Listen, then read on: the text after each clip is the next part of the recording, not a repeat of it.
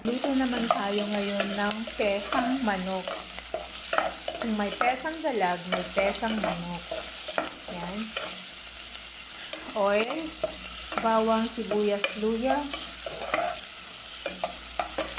Ilagay ko na ang chicken.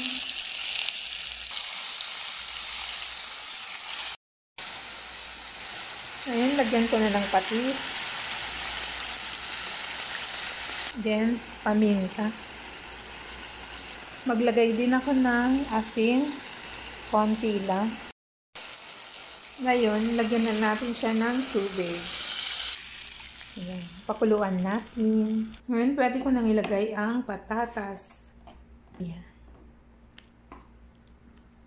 Ngayon, ilagay ko na ang sili para mabango.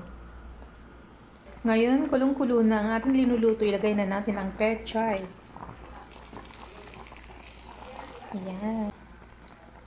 Ayan, luto na ang ating pesang manok. Ayan na. Kain tayo.